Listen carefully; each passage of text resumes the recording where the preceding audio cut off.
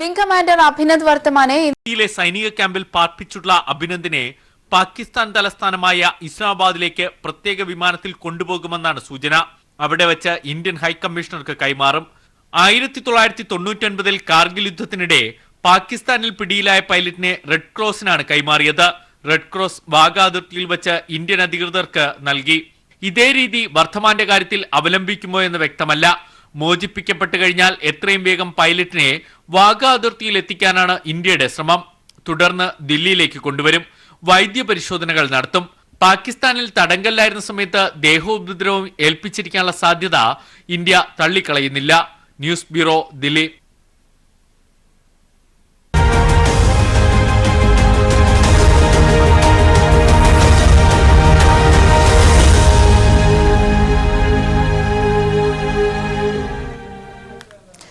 LDF Kerala സംരക്ഷണ യാത്രയുടെ വടക്കൻ മേഖലാ ജാഥയ്ക്ക് പാലക്കാട് ജില്ലയിൽ 2ാം ദിവസത്തെ പര്യടനത്തിലും വൻ വരവേൽപ്പ്. രാവിലെ ഒറ്റപ്പാലത്ത് നിന്ന് ആരംഭിച്ച പര്യടനം ചിറ്റൂരിൽ സമാപിച്ചു. ഇന്ന് നെന്മാറയിലാണ് ജാഥയുടെ ആദ്യ സ്വീകരണ പൊതുയോഗം. കേന്ദ്ര സർക്കാരിന്റെ ജനവിരുദ്ധ നയങ്ങൾക്കും വർഗീയ നിലപാടുകൾക്കുമെതിരായ ശക്തമായ താക്കീതുമായി ജനഹൃദയങ്ങളിലേക്ക് ഇറങ്ങിച്ചെന്നാണ് കേരള സംരക്ഷണ യാത്രയുടെ വടക്കൻ മേഖലാ ജാഥ പര്യടനം തുടരുന്നത്. പാലക്കാട് ജില്ലയിലെ 2ാം ദിനത്തെ പര്യടനം ഒറ്റപ്പാലത്ത് നിന്നാണ് ആരംഭിച്ചത്. തുടർന്ന് കോങ്ങാട്, മലമ്പുഴ മണ്ഡലത്തിലെ പുതുശ്ശേരി എന്നിവിടങ്ങളിലെ സ്വീകരണങ്ങൾ ഏറ്റുവാങ്ങി ചിറ്റൂരിൽ ജാഥ സമാപിച്ചു. ഭീകരാക്രമണവുമായി ബന്ധപ്പെട്ട പ്രശ്നത്തിൽ രാഷ്ട്രീയം കലർത്തരുതെന്നാണ് എല്ലാ രാഷ്ട്രീയ കക്ഷികളും ഒറ്റക്കെട്ടായി തീരുമാനിച്ചത്. എന്നാൽ പ്രശ്നത്തിൽ രാഷ്ട്രീയം കലർത്തി നേട്ടം കൊയ്യാനാണ് BJPയും കേന്ദ്ര സർക്കാരും ശ്രമിച്ചത്. ദേശാഭിമാന ബോധമാണ് സൈന്യം പ്രകടിപ്പിക്കുന്നത്. പ്രകടിപ്പിച്ച ദേശാഭിമാന ബോധത്തെ രാഷ്ട്രീയമായി മുതലാക്കാനുള്ള പരിശ്രമം ആരുടെ ഭാഗത്തു നിന്നുണ്ടായാലും അത് നിരുത്സാഹപ്പെടുത്തണം എന്നാണ് പ്രതിപക്ഷ പാർട്ടികൾ പറഞ്ഞത്. കേരളത്തിലും വർഗീയ ആശയങ്ങൾ പ്രചരിപ്പിച്ച് ജനങ്ങൾക്കിടയിൽ ഐക്യം തകർക്കാനുള്ള ശ്രമമാണ് കോൺഗ്രസും BJPയും നടത്തുന്നത്. ഇന്ന് ഈ കേരളം നേരിടുന്ന ഏറ്റവും വലിയ വെല്ലുവിളി മതേതരത്വത്തിനെതിരെ വർഗീയതയുടെ ആശയങ്ങൾ ശക്തമായി സമൂഹത്തിൽ പ്രചരിപ്പിച്ചുകൊണ്ട് ജനങ്ങളുടെ ഐക്യത്തെ തകർക്കാൻ BJPയും കോൺഗ്രസും നടത്തുന്ന പരിശ്രമമാണ്. ഈ പരിശ്രമത്തെ ചെറുക്കാൻ ഇടതുപക്ഷ ജനാധിപത്യ മുന്നണി ഒറ്റക്കെട്ടായി മുന്നോട്ട് വരേണ്ടതുണ്ട്. ജില്ലയിലെ അവസാന ദിനത്തെ പര്യടനം നെന്മാറയിൽ നിന്ന് ആരംഭിക്കും. തുടർന്ന് വടക്കഞ്ചേരിയിലും ആലത്തൂരിലും സ്വീകരണം നൽകും. വൈകുന്നേരം പാലക്കാട് ടൗണിൽ നടക്കുന്ന പൊതുയോഗത്തോടെ വടക്കൻ മേഖലാ ജാഥ ജില്ലയിലെ 12 മണ്ഡലങ്ങളിലൂടെയുള്ള പര്യടനം പൂർത്തിയാക്കും. News bureau, Palakkad. കോടിയേരി ബാലകൃഷ്ണൻ നയിക്കുന്ന തെക്കൻ മേഖലാ കേരള സംരക്ഷണ യാത്ര എറണാകുളം ജില്ലയിൽ ഇന്ന് പര്യടനം പൂർത്തിയാക്കും. ജില്ലയിലെ തീരദേശ മേഖലകളായ പറവൂർ, വൈപ്പിൻ, കൊച്ചി എന്നിവിടങ്ങളിൽ ജാഥ ക്യാപ്റ്റൻ സ്വീകരണം ഏറ്റുവാങ്ങും. വൈകിട്ട് മറൈൻ ഡ്രൈവിൽ വിപുലമായ പരിപാടികളോടെയാണ് ജില്ലയിലെ പര്യടനം സമാപിക്കുക. 2 ദിവസങ്ങളായി ഉജ്ജ്വലമായ സ്വീകരണം ഏറ്റുവാങ്ങി പര്യടനം നടത്തുന്ന തെക്കൻ മേഖലാ കേരള സംരക്ഷണ യാത്ര എറണാകുളം ജില്ലയിൽ ഇന്ന് പര്യടനം പൂർത്തിയാക്കും. ജില്ലയുടെ തീരദേശ മേഖലകളായ വൈപ്പിൻ, പറവൂർ, കൊച്ചി ഭാഗങ്ങളിലൂടെയാണ് ജാഥ കടന്നുപോകുക. രാവിലെ 11 മണിയോടെ പറവൂർ മുനിസിപ്പൽ ഓഫീസിന് സമീപമാണ് ആദ്യ സ്വീകരണം. തുടർന്ന് വൈകിട്ട് 3 മണിയോടെ വൈപ്പിൻ മണ്ഡലത്തിലെ ചെറായി ഗൗരീശ്വരം ക്ഷേത്ര മൈതാനത്ത് ജാഥയെ വരവേൽക്കും. വൈകിട്ട് 4-ന് കൊച്ചി മണ്ഡലത്തിലെ തോപ്പുമടി എന്നിവിടങ്ങളിൽ ജാഥയ്ക്ക് സ്വീകരണം നൽകും. 5-ന് മറൈൻ ഡ്രൈവിലെ സ്വീകരണത്തോടെ ജില്ലയിലെ 3 ദിവസത്തെ പര്യടനം സമാപിക്കും. കേരള സർക്കാരിന്റെ വികസന പ്രവർത്തനങ്ങൾ അക്കമിട്ട് നിർത്തിയാണ് ജാഥ ക്യാപ്റ്റൻ കോടിയേരി ബാലകൃഷ്ണൻ തെക്കൻ മേഖലയിലുടനീളം ജനങ്ങളുമായി സംവദിക്കുന്നത്. ഇന്നലെ പെരുമ്പാവൂർ, അങ്കമാലി, ആലുവ, കളമശ്ശേരി എന്നിവിടങ്ങളിൽ വൻ ജനാവലിയാണ് ജാഥയെ വരവേറ്റത്. ശബരിമല വിഷയത്തിൽ ഹിന്ദു വിഭാഗത്തെ സർക്കാരിനെതിരാക്കി മാറ്റാൻ ശ്രമിച്ചതുപോലെ ചർച്ച ആക്ട് നടപ്പാക്കാൻ പോകുന്ന തെറ്റായ വാർത്തകൾ പ്രചരിപ്പിച്ച് ക്രൈസ്തവ സഭയെ സർക്കാരിൽ നിന്ന് അകറ്റാൻ ഒരു വിഭാഗം ശ്രമിക്കുന്നതായി കോടിയേരി ആരോപിച്ചു. ക്രൈസ്തവ വിശ്വാസികളെ ഇടതുപക്ഷത്തിനെതിരായി തിരിച്ചുവിടാൻ ഇപ്പോൾ ഒരു പുതിയ പ്രചരണം തുടങ്ങിയിരിക്കുകയാണ്. ഒരു ചർച്ച് ആക്ട് കൊണ്ടുവരുന്നു എന്ന് മുഖ്യമന്ത്രി അസന്നിഗ്ധമായിട്ട് പറഞ്ഞു. ഒരു ചർച്ച് ആക്ടും കൊണ്ടുവരുന്നില്ല. രാജ്യത്ത് നിലവിലുള്ള പാർലമെന്റ് പാസാക്കിയ നിയമങ്ങൾ, സഭാ നിയമങ്ങൾ, ഈ നിയമങ്ങൾക്ക് പുറമെ ഒരു നിയമവും ഈ മേഖലയിൽ കൊണ്ടുവരാൻ ഉദ്ദേശിക്കുന്നില്ല എന്ന് ഗവൺമെന്റ് വ്യക്തമാക്കി. CPIM സംസ്ഥാന സെക്രട്ടേറിയറ്റ് അംഗം P രാജീവ്, എറണാകുളം ജില്ലാ സെക്രട്ടറി CN മോഹനൻ, CPI ജില്ലാ സെക്രട്ടറി P രാജു എന്നിവരും ജാഥയെ അനുഗമിക്കുന്നുണ്ട്. വടക്കൻ മേഖലാ യാത്രയ്ക്കൊപ്പം തെക്കൻ മേഖലാ യാത്രയും നാളെ തൃശൂരിൽ ലയിക്കുന്നതോടെ കേരള സംരക്ഷണ യാത്രയ്ക്ക് സമാപനമാകും. News bureau, Kochi.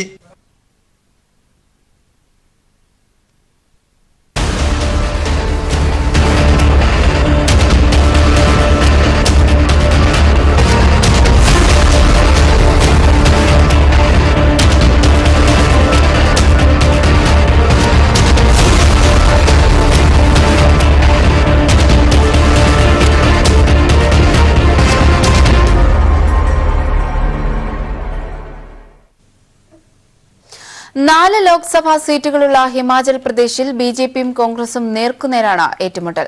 2014 മുഴുവൻ സീറ്റുകളും തൂത്തുവാരിയ പ്രകടനം ആവർത്തിക്കാനാകുമെന്ന പ്രതീക്ഷയിലാണ് ബിജെപി. 2017 സംസ്ഥാന ഭരണം നഷ്ടമായ കോൺഗ്രസ് ഈ തെരഞ്ഞെടുപ്പിലൂടെ സംസ്ഥാനത്ത് തിരിച്ചുവരാനാകുമെന്ന വിശ്വാസത്തിലാണ്. ഹിമാചലിന്റെ രാഷ്ട്രീയ ചരിത്രത്തിൽ കോൺഗ്രസ് ബിജെപി ഇതര പാർട്ടികൾക്ക് കാര്യമായ ഇടമില്ല. ആ ചരിത്രത്തിന് ഇക്കുറിയും മാറ്റമുണ്ടാകാനുള്ള സാധ്യത കാണുന്നുമില്ല. 2014 ലോക്സഭാ തെരഞ്ഞെടുപ്പിൽ ബിജെപി 4 സീറ്റുകളും തൂത്തുവാരിയപ്പോൾ കോൺഗ്രസ് സംസ്ഥാനത്ത് സംപൂജ്യരായി. പിന്നീട് 2017 നടന്ന നിയമസഭാ തെരഞ്ഞെടുപ്പിലും ബിജെപി മൃഗീയ ഭൂരിപക്ഷത്തോടെ അധികാരം പിടിച്ചു. നിയമസഭാ തെരഞ്ഞെടുപ്പിൽ ഇരു പാർട്ടികളെ കൂടാതെ ഒരു സീറ്റിൽ വിജയിച്ചത് CPIM മാത്രമായിരുന്നു. തിയോഗ് മണ്ഡലത്തിൽ രാകേഷ് സിൻഹയായിരുന്നു ചെങ്കൊടി പാറിച്ചത്. ലോക്സഭാ തെരഞ്ഞെടുപ്പിൽ ബിജെപി ഇത്തവണ സമ്പൂർണ്ണ വിജയം പ്രതീക്ഷിക്കുന്നില്ല. സിറ്റിംഗ് എംപിമാരെ തന്നെ മത്സരിപ്പിക്കാനാണ് ബിജെപിയുടെ ആലോചന. ഹാമിർപൂർ, കംഗ്ര സീറ്റുകളിൽ ബിജെപി ഏറെക്കുറെ വിജയമുറപ്പിക്കുന്നു. മറുവശത്ത് സംസ്ഥാന ഭരണം നഷ്ടമായ കോൺഗ്രസിന് തിരിച്ചുവരവിന് വിജയം അനിവാര്യമാണ്. മുൻ മുഖ്യമന്ത്രി വീരഭദ്രസിംഗിനെ ഉൾപ്പെടെ തെരഞ്ഞെടുപ്പ് ഗോതയിലിറക്കാനാണ് കോൺഗ്രസ് തീരുമാനം. പുറത്താക്കിയ 40-ലേറെ നേതാക്കളെ തെരഞ്ഞെടുപ്പിന് മുൻപായി കോൺഗ്രസ് തിരികെ എടുത്തെങ്കിലും ആഭ്യന്തര കലഹം ഇപ്പോഴും സജീവമാണ്. 4 സീറ്റുകളിൽ മത്സരിക്കാനായി 50ഓളം പേരാണ് ടിക്കറ്റ് കാത്തുനിൽക്കുന്നത്. മണ്ഡി, ഷിംല സീറ്റുകളിലാണ് കോൺഗ്രസ് കണ്ണുവയ്ക്കുന്നത്. 3 സീറ്റുകളിൽ ബിജെപിയും 1 സീറ്റിൽ കോൺഗ്രസും വിജയിക്കുമെന്നാണ് അഭിപ്രായ സർവേകൾ വ്യക്തമാക്കുന്നത്. News bureau, Delhi. KPCC അധ്യക്ഷൻ മുല്ലപ്പള്ളി രാമചന്ദ്രൻ നയിച്ച ജനമഹായാത്ര സമാപിച്ചു. തിരുവനന്തപുരം ഗാന്ധി പാർക്കിൽ നടന്ന സമാപന സമ്മേളനം ഉമ്മൻചാണ്ടി ഉദ്ഘാടനം ചെയ്തു. 20 സീറ്റുകളിലും ജയിക്കാനുള്ള ശക്തി UDF-നുണ്ടെന്ന് മുല്ലപ്പള്ളി വ്യക്തമാക്കി. പ്രതിപക്ഷ നേതാവ് രമേശ് ചെന്നിത്തല ആമുഖ പ്രസംഗം നടത്തി. KPCC വർക്കിംഗ് പ്രസിഡന്റുമാർ, MLA-മാർ, മുൻ KPCC പ്രസിഡന്റുമാർ എന്നിവരും സംസാരിച്ചു.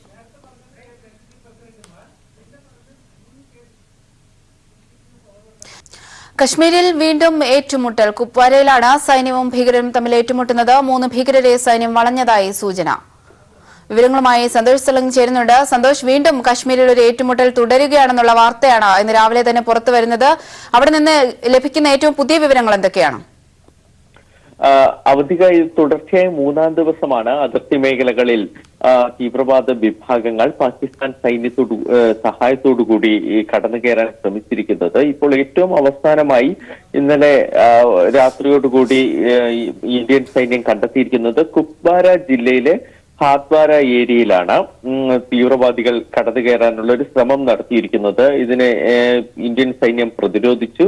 വലിയ രീതിയിലുള്ള വെടിവെപ്പ് ഇരു ഭാഗത്തുനിന്നും ഉണ്ടായി. ഇപ്പോൾ ഏറ്റവും അവസാനമായി ലഭിക്കുന്ന വിവരം 2 അതോ 3 തീവ്രവാദികൾ ഇപ്പോൾ ഈ സൈന്യത്തിന്റെ ട്രാപ്പിനുള്ളിൽ ആയിട്ടുണ്ട് എന്ന് തന്നെയാണ്. ഇപ്പോൾ വെടിവെപ്പ് തുടരുന്നു. കൂടുതൽ വിവരങ്ങൾ ലഭ്യമായിട്ടില്ല, അതിന് വെയിറ്റ് ചെയ്യുകയാണ്. എന്തായാലും ഈ തീവ്രവാദികളെ വളയാൻ സൈന്യത്തിന് കഴിഞ്ഞിട്ടുണ്ട്. ഇവരെ ഇന്ന് കാരണം കുറച്ച് ദിവസമായി കനത്ത മഞ്ഞുവീഴ്ചയാണ്. പക്ഷെ പല ഭാഗത്തും പാകിസ്ഥാൻ സൈന്യം വെടിയുർത്ത് ശ്രദ്ധ തിരിച്ചതിനു ശേഷം മറ്റൊരു ഭാഗത്തോടു കൂടി തീവ്രവാദികളെ കടത്തിവിടുക എന്നതാണ് രീതി.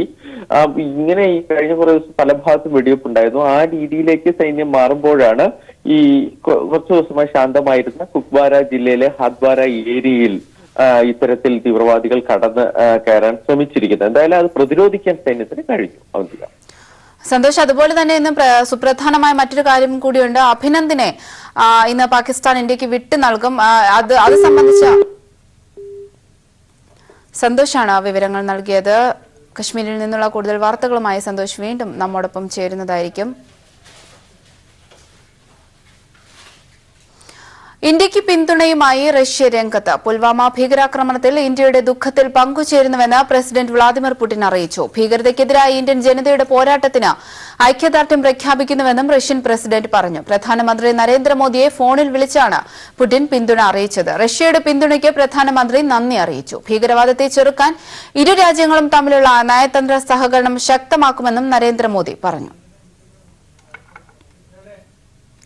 ജമാഅത്ത് ഇസ്ലാമിയെ ജമ്മു കശ്മീരിൽ നിരോധിച്ചു. ഇന്ത്യ പാക് സംഘർഷങ്ങളുടെ പശ്ചാത്തലത്തിൽ ചേർന്ന കേന്ദ്ര മന്ത്രിസഭാ യോഗമാണ് ജമാഅത്ത് ഇസ്ലാമിയയ്ക്ക് നിരോധനം ഏർപ്പെടുത്തിയത്. ജമ്മു കശ്മീർ സംവരണ ഭേദഗതി ഓർഡിനൻസിന് കേന്ദ്ര മന്ത്രിസഭ അംഗീകാരം നൽകി. അന്താരാഷ്ട്ര അതിർത്തിയിൽ താമസിക്കുന്നവർക്ക് 10% സംവരണം നൽകാൻ വ്യവസ്ഥ ചെയ്യുന്നതാണ് ഭേദഗതി.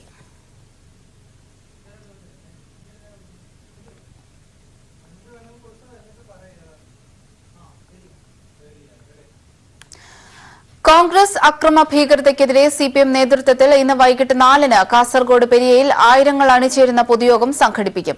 എൽഡിഎഫ് കൺവീനർ എ വിജയരാഘവൻ യോഗം ഉദ്ഘാടനം ചെയ്യും. 2 യൂത്ത് കോൺഗ്രസ് പ്രവർത്തകർ കൊല്ലപ്പെട്ടതിനെ തുടർന്ന് ഭീകര ആക്രമണങ്ങളാണ് കോൺഗ്രസുകാർ പെരിയയിൽ നടത്തിയത്. 2 യൂത്ത് കോൺഗ്രസ് പ്രവർത്തകരുടെ കൊലയെ തുടർന്ന് പെരിയ, കല്യോട്ട് മേഖലകളിൽ കോൺഗ്രസുകാർ വ്യാപകമായി കൊള്ളയും കൊള്ളിവയ്പുമാണ് നടത്തിയത്. 3 CPIM ഓഫീസുകളും ഗ്രന്ഥാലയവും 1/2 ഡസനോളം വീടുകളും തീയിട്ടു. വീടുകളിൽ നിന്നും പണവും സ്വർണ്ണാഭരണങ്ങളും കൊള്ളയടിച്ചു. നിരവധി കടകളും സ്ഥാപനങ്ങളും അഗ്നിക്കിരയാക്കി. CPIM നേതൃത്വത്തിലുള്ള മറ്റു സ്ഥാപനങ്ങളും ആക്രമിക്കപ്പെട്ടു. ആക്രമണങ്ങളിൽ 5 കോടിയിലേറെ രൂപയുടേതാണ് നഷ്ടം. 24 കേസുകളിലായി 500-ലേറെ കോൺഗ്രസ് പ്രവർത്തകരും നേതാക്കളും പ്രതികളാണ്. അക്രമത്തെ തള്ളിപ്പറയുന്നതിനു പകരം ന്യായീകരിക്കുന്ന സമീപനമാണ് ഇപ്പോഴും കോൺഗ്രസ് നേതാക്കൾ സ്വീകരിക്കുന്നത്. മന്ത്രി ഇ ചന്ദ്രശേഖരൻ വിളിച്ചു ചേർത്ത സർവകക്ഷി സമാധാന യോഗത്തിൽ നിന്നുപോലും UDF പ്രതിനിധികൾ ഇറങ്ങിപ്പോയി. അക്രമത്തെ പ്രോത്സാഹിപ്പിക്കുന്ന പ്രസ്താവനകളാണ് ഇപ്പോഴും കോൺഗ്രസ് നേതാക്കൾ തുടരുന്നത്.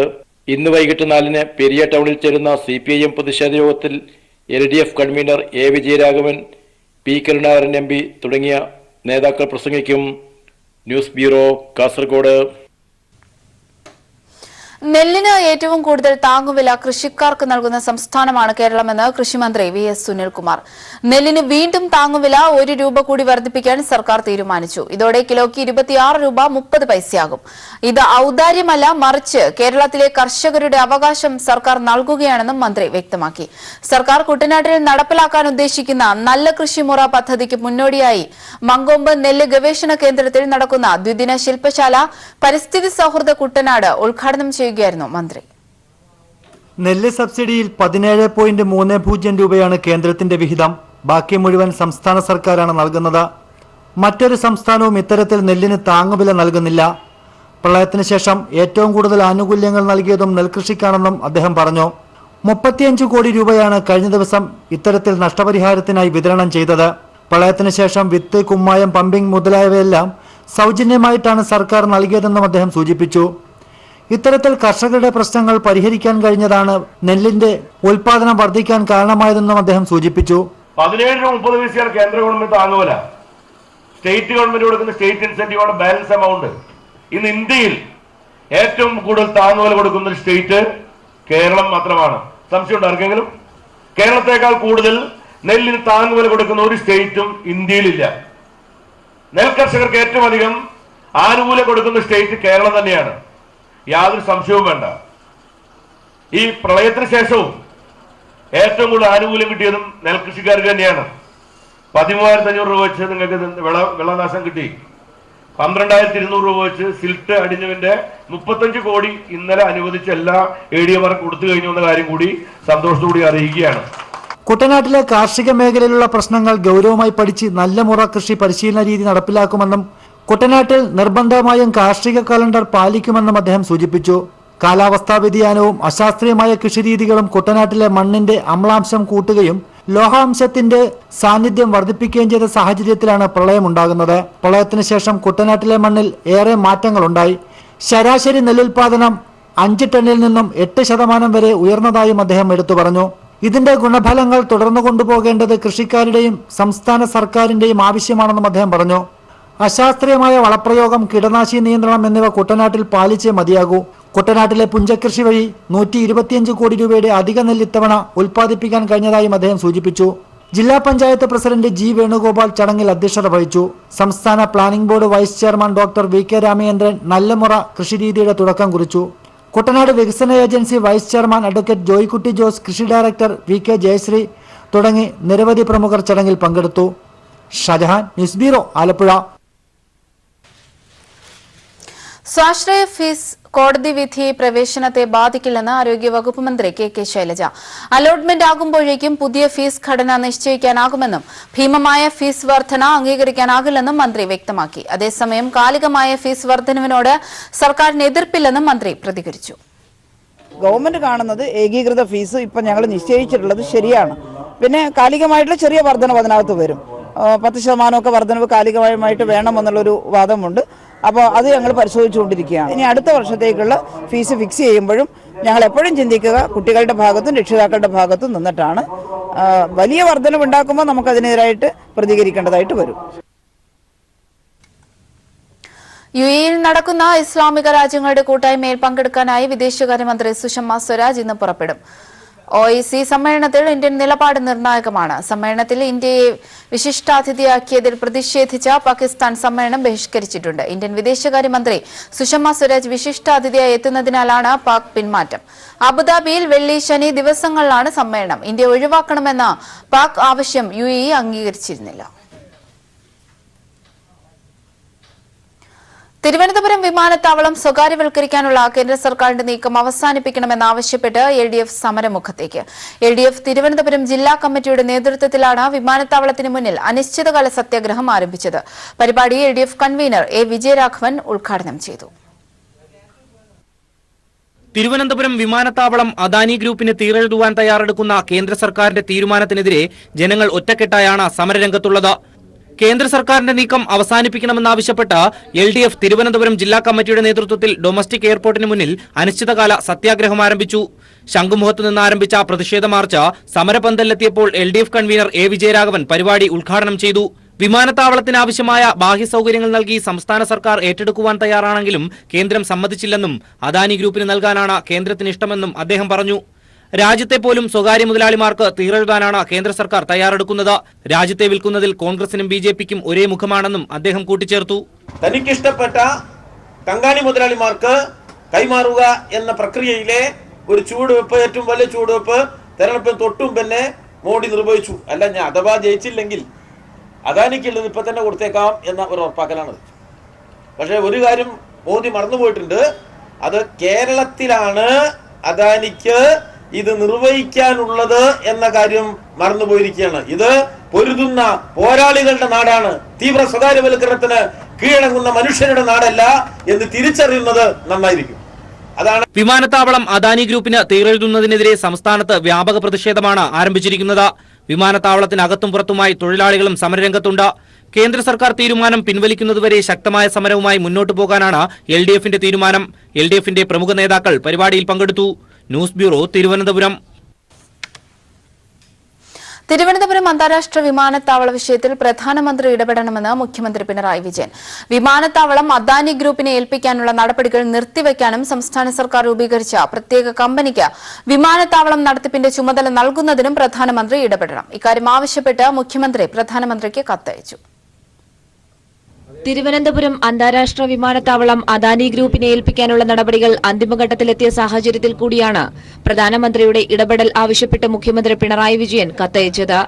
അദാനിയെ ഏൽപ്പിക്കാനുള്ള നടപടി നിർത്തിവെക്കാനും KSIDCയുടെ നേതൃത്വത്തിൽ സംസ്ഥാന സർക്കാർ രൂപീകരിച്ച പ്രത്യേക കമ്പനിക്ക് വിമാനത്താവള നടത്തിപ്പിന്റെ ചുമതല നൽകുന്നതിനുമാണ് പ്രധാനമന്ത്രിയുടെ ഇടപെടൽ കത്തിലൂടെ മുഖ്യമന്ത്രി ആവശ്യപ്പെട്ടത്. സംസ്ഥാനത്തിന്റെയും കേന്ദ്രത്തിന്റെയും താൽപര്യം അതുവഴി സംരക്ഷിക്കാൻ സാധിക്കുമെന്നും സംസ്ഥാന സർക്കാരിന്റെ പിന്തുണയോടെ വിമാനത്താവളം വികസിപ്പിക്കാൻ വഴിയൊരുങ്ങുമെന്നും മുഖ്യമന്ത്രി പറഞ്ഞു. വിമാനത്താവളം സ്വകാര്യ കമ്പനിയെ ഏൽപ്പിക്കുന്നതിനെതിരെ പൊതുജനങ്ങളിൽ നിന്ന് വലിയ എതിർപ്പ് ഉയരുകയാണ്.